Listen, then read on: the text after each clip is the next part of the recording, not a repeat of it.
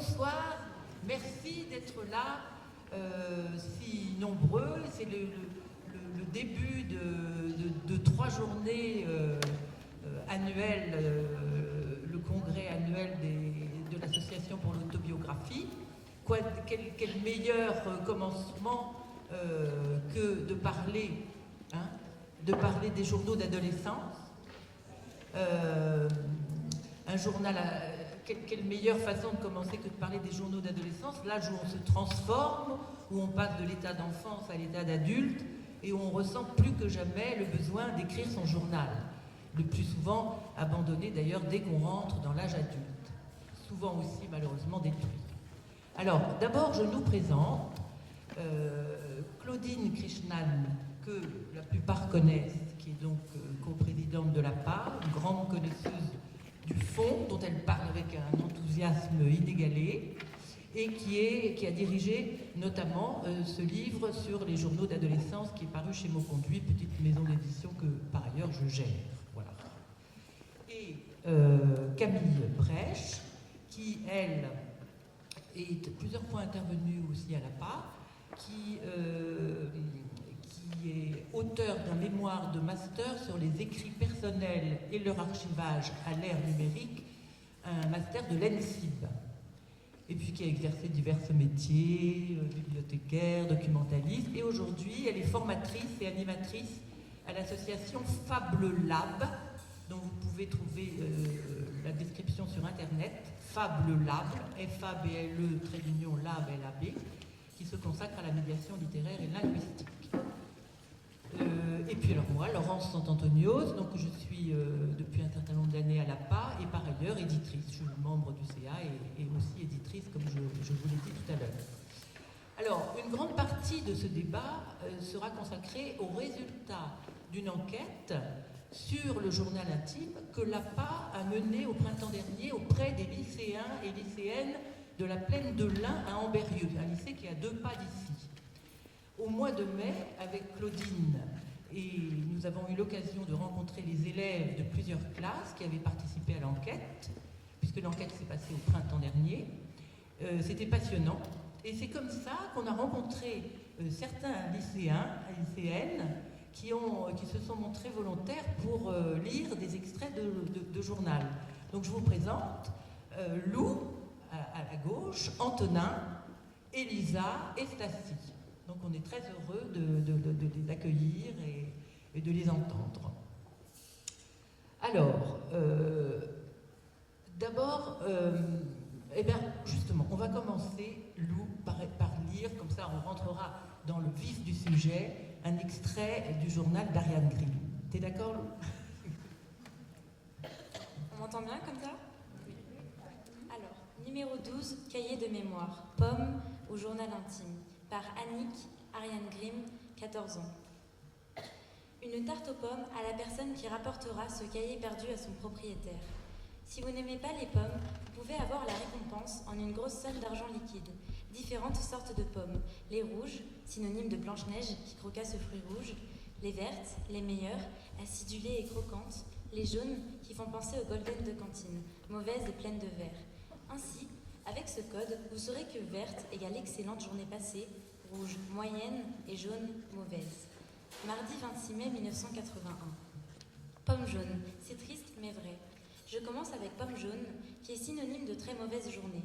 D'ailleurs, j'ai déjà parlé de ma journée dans mon or, nom du cahier précédent. Je vais vous rappeler les faits. Gisèle bousille mon armoire, casse 2 assiettes, jette mes disques et des papiers par la fenêtre, ainsi qu'un poster de ma création. Sans compter, bave dans la gueule, plaie sur la jambe, griffe dans le cou, élargissement d'un pull, risque de craquure, Grimm est une folle, une démente. Mais quand je ne me laisse plus faire, elle casse tout et devient hystérique. Je crois que je vais faire quelque chose. Lorsque je vais parler à la pomme, dire tu. En fait, ce ne sera pas un bout de papier, mais à moi, pour plus tard. Vendredi 12 juin. Je suis super mignonne. Il se pourrait que je fasse une carrière plus tard, mais je veux trouver un truc fixe. Que je suis ennuyée. Je pense tous les jours à ce que je pourrais faire plus tard. J'ai peur. Peur de ce qui va se passer. Je m'en préoccupe, sans arrêt. Je suis pressée que le temps passe vite, très vite, mais j'ai peur. Peur du futur, que je suis mal. Gisèle me ment tout le temps et exagère. 2 personnes spécialistes l'ont dit, la psy et Geneviève. Alors moi, je trie, je fais mon choix. Je ne fais pas confiance, je ne m'appuie plus. Jeudi 2 juillet, je me suis aperçue de quelque chose. Lorsque je dis que je ne suis pas forte moralement, ça veut dire que j'ai été timide et que je n'ai pas participé à la conversation. Mais timide, ça veut dire que lorsque je ne dis rien, je souffre terriblement, je suis jalouse. Dans un journal intime, on ne raconte pas si on a été fort moralement ou pas. Il faudra que je me soulage pour faire échapper ce sentiment atroce. Mais je me rends compte que ce n'est pas forcément de la timidité. Je ne suis pas timide. Lorsque j'ai été parler à ces 4 filles, j'ai été engageante. Comme je leur posais des questions, elles étaient toutes tournées vers moi. Dès qu'elles se parlaient, je devenais jaune. Enfin là, c'est normal, car je ne les connaissais à peine. Sûrement que lorsque j'éprouve cette contrariété, c'est parce que je ressens un manque. On ne s'occupe pas de moi, inconsciemment. Tout ce que j'ai écrit a été trouvé par moi-même, sans psy. Comme je souffre vis-à-vis de ma mère, j'écrirai chaque contrariété. Non pas pour me soulager, ça me soulagerait quand même, mais pour mettre à jour nos disputes qui rentrent dans ma tête tous les jours et dont le tiers ressort en agressivité, en pleurs, en sentiments de colère, de culpabilité, etc. Vendredi 13 octobre. Comme on dit, je n'ai pas soif de vivre et sincèrement, je me demande pourquoi je vis. Merci.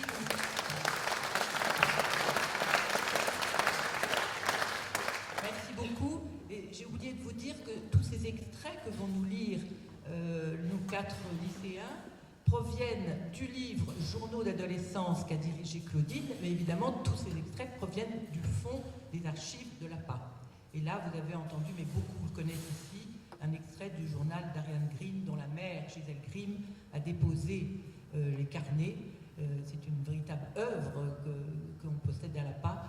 Et c'est malheureusement une jeune fille qui est morte à l'âge de 18 ans dans un accident de moto. Alors, je continue pour vous donner un peu plus de détails sur cette enquête. En avril 2024, 313 lycéens du lycée de la Plaine de l'Ain, donc tout près d'ici, ont répondu anonymement à des questionnaires envoyés par l'APA. À quelques modifications près, notamment sur les supports numériques qui n'existaient pas à l'époque, le questionnaire était le même que celui qui a été envoyé dans le même lycée il y a 20 ans, en février-mars 93 exactement, sur une initiative de Philippe Lejeune. Hein ? Tu t'en souviens, Philippe ? C'était important, c'était exactement il y a 20 ans. Et déjà, il y a une première constatation qui s'impose avant même de rentrer dans les détails, c'est que Philippe Lejeune faisait, au terme de son enquête, cette constatation, contrairement à un préjugé tenace, il est encore plus fort aujourd'hui à l'ère du numérique, les jeunes écrivent. Et le plus souvent, ils écrivent pour eux seuls, entre eux, et les adultes qui les entourent ne s'en doutent pas. Alors, nous avons été 3, Claudine, moi et Emmanuel Tabet, à dépouiller ces questionnaires. Emmanuel Tabet n'a pas pu venir aujourd'hui, mais elle va intervenir demain et dimanche d'ailleurs, oui. Et elle est chargée de recherche au CNRS et elle travaille sur les différentes formes d'écriture de soi, en particulier sur le journal et les carnets. Et c'est Emmanuel qui fera, et ça vous pouvez le retrouver, les résultats définitifs, la synthèse de cette enquête dans la faute à Rousseau du mois d'octobre. Voilà. Alors, je rentre un petit peu dans les détails des résultats. Donc, comme je vous ai dit, 313 lycéens, sur un échantillon de 13 classes, 2 terminales, 3 premières, 8 secondes. Sur ces 313 élèves, il y avait 169 filles et 144 garçons.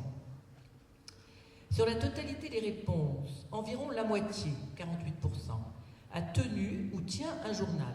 Donc ça veut dire que presque la moitié de ces élèves a eu l'expérience d'une pratique diaristique, fût-elle irrégulière ou limitée dans le temps. C'est un score, si on revient à l'enquête d'il y a 20 ans, qui est très proche de celui de cette enquête-là, où ils étaient 53%. Donc c'est un peu plus que la moitié. Alors, sur les 169 filles, il y en a 124 qui tiennent ou ont tenu un journal, c'est 73%.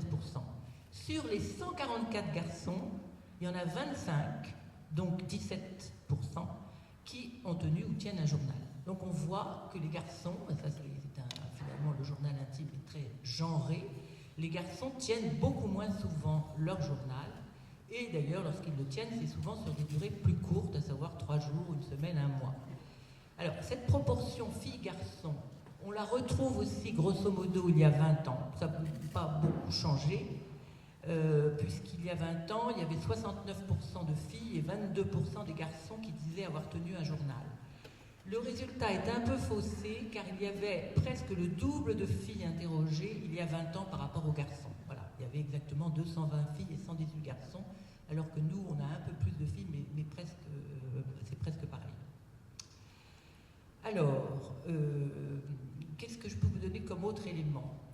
C'est 58 élèves sur les 149, donc ceux qui ont tenu un journal ou qui ont tenu un journal, il y en a 58 qui en tiennent encore aujourd'hui.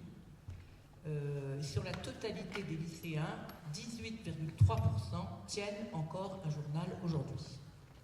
Vous êtes peut-être parmi ceux-là. Quand même, il faut aussi dire qu'on livre ici quelques pourcentages pour rendre les résultats plus lisibles, mais il faut évidemment avoir en tête que ces quelques 300 questionnaires dans un seul lycée ne peuvent évidemment pas constituer un échantillon représentatif et rigoureux des pratiques du journal intime chez les jeunes.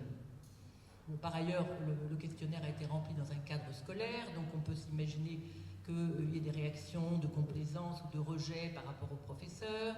Et puis c'est une enquête locale, mais en fait, ce qui est intéressant, c'est qu'on peut rapprocher les résultats de cette enquête d'une enquête nationale qui a été faite sur les pratiques d'écriture des adolescents à l'automne 2023 par l'Observatoire de la lecture et de l'écriture des adolescents, de lecture jeunesse, avec l'aide du CREDOC, donc à l'automne dernier, auprès de 1500 jeunes de 14 à 18 ans.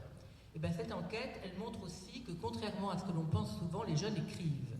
59% disent écrire tous les jours, seulement 8% jamais. Pour la plupart d'entre eux, écrire sert d'abord à noter pour ne pas oublier et à organiser ce qu'on a en tête, mais 68% écrivent leurs pensées, 62% leurs émotions et 43% inventent des histoires. Donc, les jeunes écrivent, et ils écrivent. Par ailleurs, ce qu'on voit très clairement dans notre enquête, auprès des lycéens d'Ambérieux,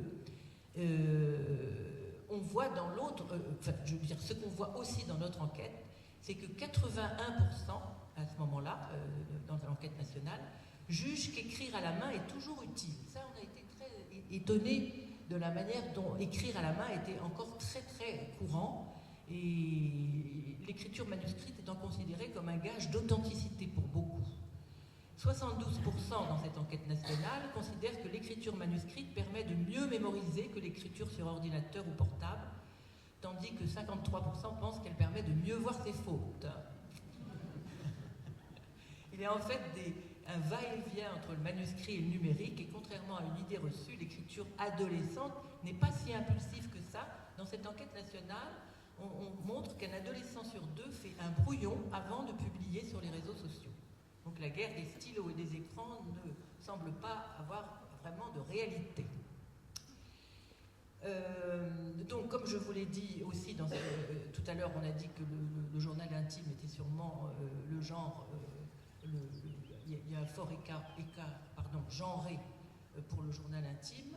Et ben, on le retrouve aussi dans cette enquête nationale, puisque 70% des adolescentes interrogées disent tenir un journal, contre 52% des garçons, c'est un peu plus quand même que nous, mais dans le volet qualitatif de l'enquête, cet écart s'accentue sur les 50 adolescents, parce qu'ils ont fait des entretiens avec 50 adolescents interrogés, moitié filles, moitié garçons. Eh bien, 25 déclarent pratiquer l'écriture intime, donc 2 garçons sur 18 contre 23 filles sur 32. Voilà. Donc, ouais, ça c'est des... J'étais en train de... Mais ça c'est... Oui, alors ce que je voulais vous dire, surtout, n'hésitez pas à poser des questions, même pas forcément seulement à la fin. Si vous avez envie de poser des questions tout au long de cette table ronde, on est tous intéressés pour vous répondre. Mais là, on va passer à deux lectures. D'abord, Antonin, qui va nous lire un extrait du journal de Luca Verdier. Merci, Antonin. Jeudi 4 novembre 1966, Luca Verdier. J'ai 17 ans, cet anniversaire m'est pratiquement passé inaperçu. À Bruxelles, dans la cohue, tout d'un coup, tiens, j'ai 17 ans. Un chèque des grands-parents, des cadeaux, j'ai 17 ans. Il neige, première neige, et il neige sacrément. Pendant que nous achetions un par-dessus chez Jeudi, ça a commencé. De petits flocons qui ne tenaient pas et allaient mouiller le sol, puis la chute s'est intensifiée. De gros flocons tourbillonnants. Tout se part d'un blanc manteau. Les rues, les arbres, les toits. Il n'y a rien de plus beau que cette première chute de neige. Le ciel blanchâtre ou grisâtre. La chaleur de la maison et dehors cette pluie continuelle des flocons. Ça donne envie de travailler, envie de tout. Et ça rend heureux. Tous les visages se sont éclaircis. Par la fenêtre, je regarde la neige qui tombe. Mais revenons à notre voyage à Bruxelles. Il s'est bien passé, beaucoup de joie, mais aussi des crises de tristesse. D'abord, lorsque nous sommes arrivés chez mes tantes, la tristesse, la froideur, ces terres d'un autre siècle, ces fleurs en plastique tellement figées, ces statuettes de bronze, tout semble déjà mort ici. Je n'aime pas le spectacle de la vieillesse, de cette vraie vieillesse, courbée, calme, modérée, car il nous fait trop songer à la nôtre, profonde et tenace mélancolie.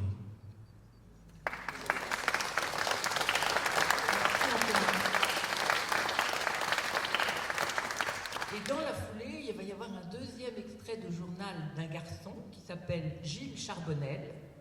Et c'est Elisa qui va nous le lire. Pourquoi tu as voulu choisir d'ailleurs cet extrait ? J'ai choisi cet extrait parce qu'en fait, il parle d'écrivains qu'il étudie et ça l'intéresse vraiment. Au contraire d'aujourd'hui où il y a beaucoup d'individus, d'élèves qui pensent que ces lectures sont ennuyeuses et ils s'y intéressent pas forcément.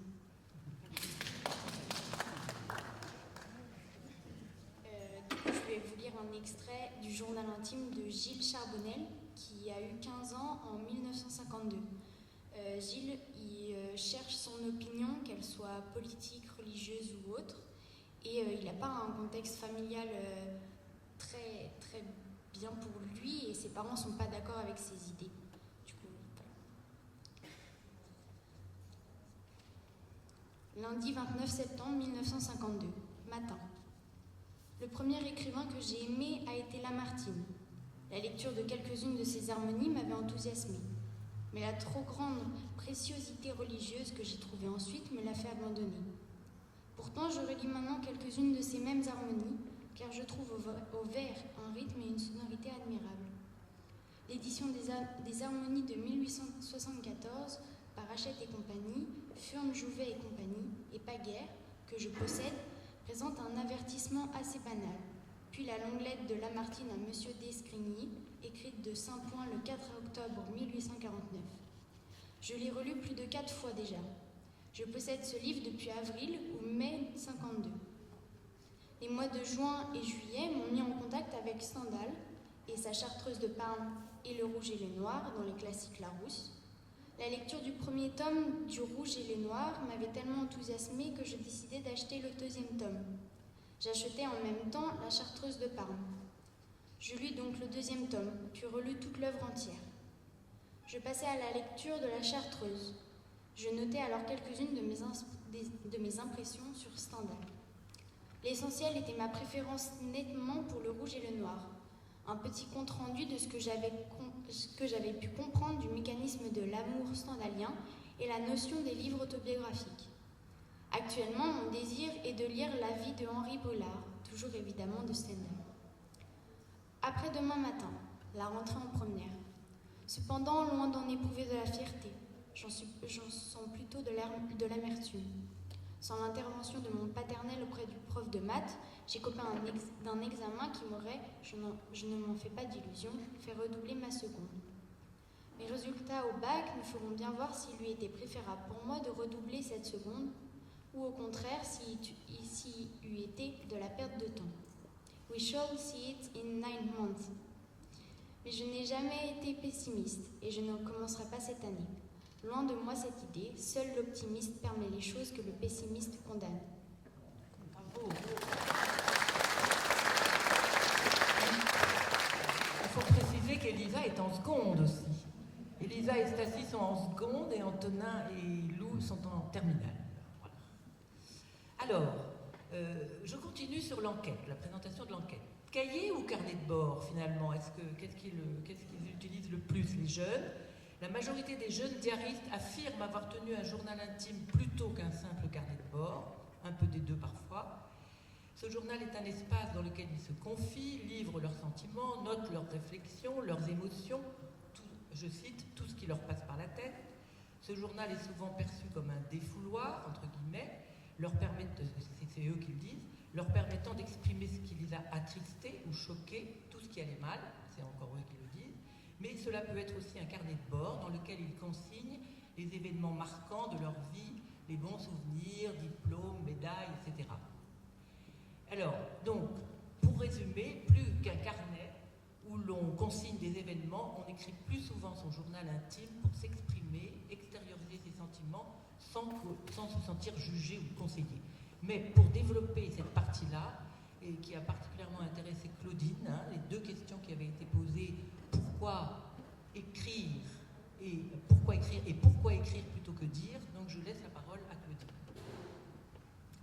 Merci. Alors je voudrais me joindre au remerciement de Laurence, remercier vraiment les lycéens et tous les enseignants du lycée de la Plaine de l'Ain qui nous ont vraiment accueillis très chaleureusement, et ça a été vraiment une matinée tout à fait exceptionnelle que nous avons eu eu le plaisir d'avoir avec Laurence. Et à quel point on a vu 3 ou 4 classes, là je veux dire, et beaucoup de questions fusées non seulement sur les journaux bien sûr, mais sur tous les textes autobiographiques et sur les archives de l'APA, et c'était vraiment extrêmement agréable. Ce que je voudrais dire aussi, c'est bien sûr dans la suite de cette expérience, de cette rencontre avec les lycéens et aussi avec l'équipe enseignante du lycée de la Plaine de l'Ain, j'ai participé avec plaisir et grand intérêt au dépouillement des questionnaires, mais j'étais plus qu'intéressée parce que je vous avoue qu'il y avait quelquefois, souvent du journal intime qui remontait dans les réponses à certaines questions du questionnaire.